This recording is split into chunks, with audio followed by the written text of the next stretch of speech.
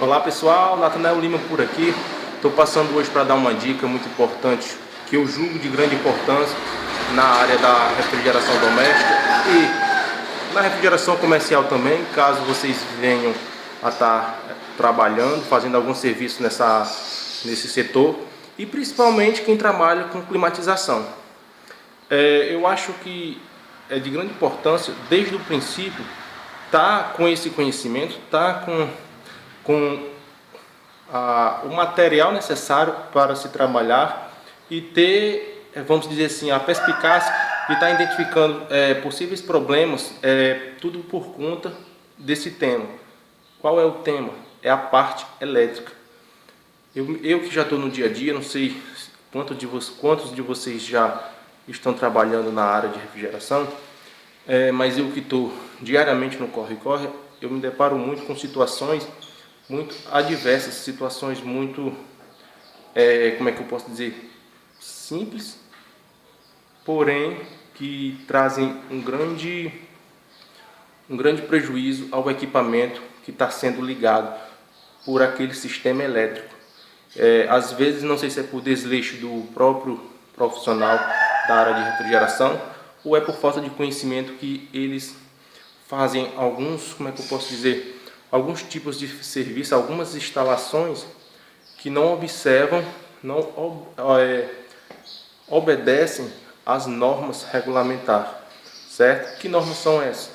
A norma residencial, não vou falar nem normas de equipamento, vou falar da parte da própria residência, quando nós vamos fazer uma extensão daquele ramal da residência, nós estamos sujeitos às normas da NBR 5410, uma vez que essa norma é a norma que regulamenta todo o procedimento de elétrico em residências, certo? Então, eu vou falar hoje de um tema, eu vou gravar outros vídeos relacionados a esse tema, mas hoje eu quero falar apenas de um tema, de um dispositivo no qual eu me deparei apresentando problema na residência, que era o disjuntor. Eu vou mostrar a vocês o que era o problema. Eu não fiz gravações no local, mas vou estar mostrando a vocês o que ocasionou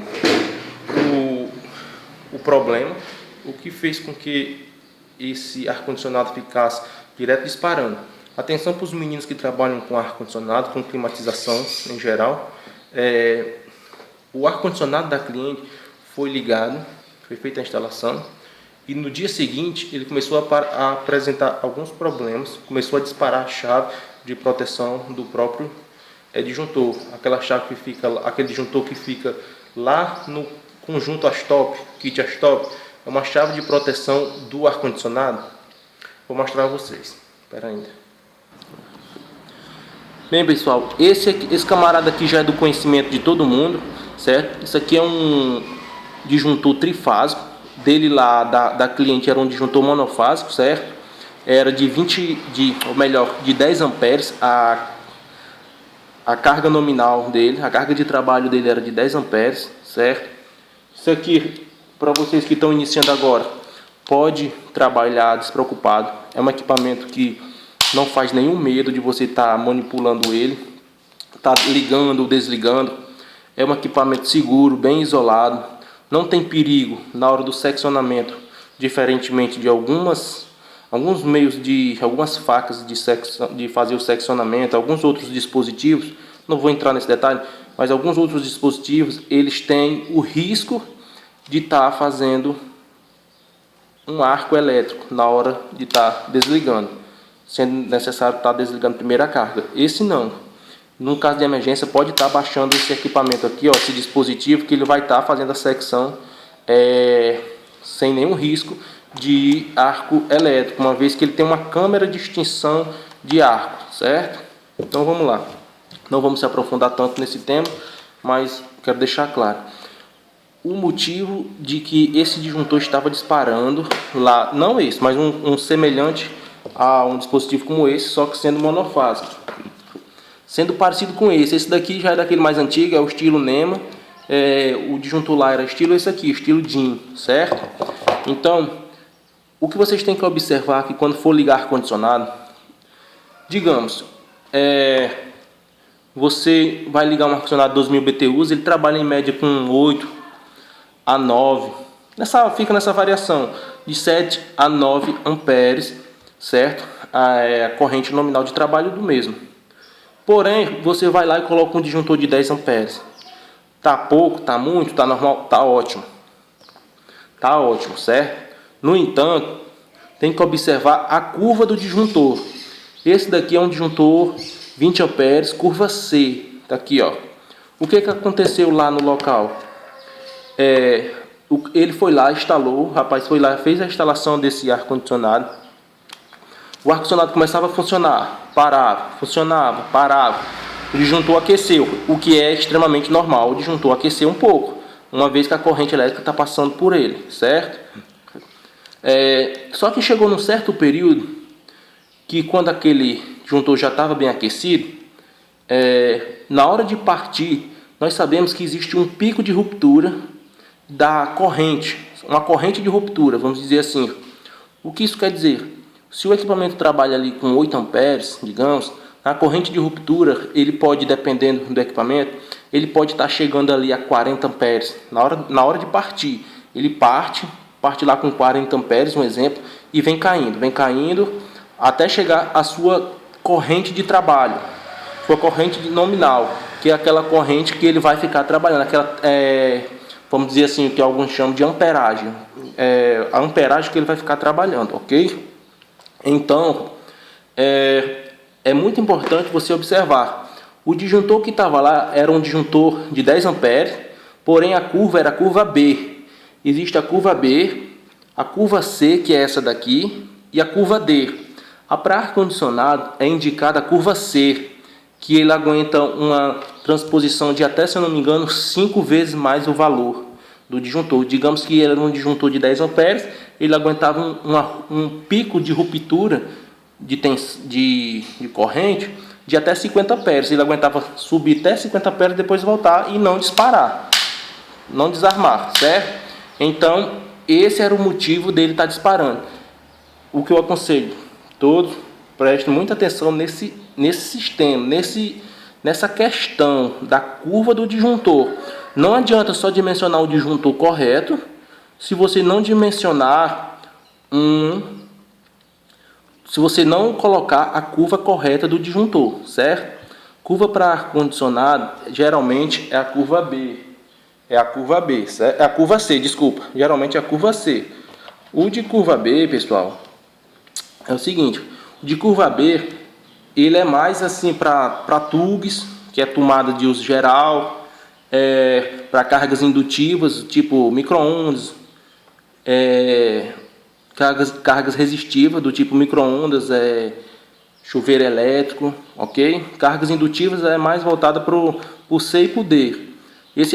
O ar-condicionado tem que ser o C para bombas d'água. Deixa eu ver outra coisa.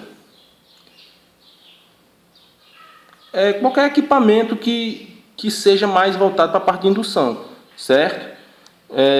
O próprio micro-ondas, né? Eu disse que o micro-ondas era para a curva B, mas o micro-ondas a gente também usa muito com esse da curva C. Não vamos assim entrar muito em detalhe, porque eu teria que estar pegando aqui um bloco que especifica todas as cargas do disjuntor, certo? Todos os tipos de cargas que é para cada tipo de curva. Vamos se atentar mais para a questão de que o ar-condicionado ele trabalha mais com a curva C, ok? E não com a curva B. E não há necessidade de usar o disjuntor de curva D. Curva D, ele, se eu não me engano, ele é mais para transformadores, é mais para cargas industriais, o de curva D. Que ele tem uma capacidade de, se eu não me engano, é até 20 vezes mais. Digamos que ele seja de 10 amperes, ele aguenta trabalhar aí até 200 amperes, com um pico de ruptura, né, da corrente, tá certo? A corrente de ruptura. Então, pessoal, o que eu tinha que falar era só mais essa questão: observar os disjuntores, a curva do disjuntor. Não está colocando uma curva B para que no outro dia não precise estar passando lá, o cliente está ligando, ou até mesmo aconteceu o que aconteceu nesse caso: a cliente não ligou mais para o rapaz que fez a manutenção, vamos dizer assim, ficou um pouco chateado com ele, e acabou. Quando liga pra gente, a gente faz uma coisa errada e liga pra gente, a gente vai lá e conserta. Mas quando a gente faz uma coisa errada e liga para outro profissional, aí fica um pouco chato para a gente, né? Que a gente não tem como consertar aquele erro. Então eu acho que vale a pena observar, ter esse cuidado, tá certo? Tá vendo a curva do disjuntor para que não possa estar tendo esse problema.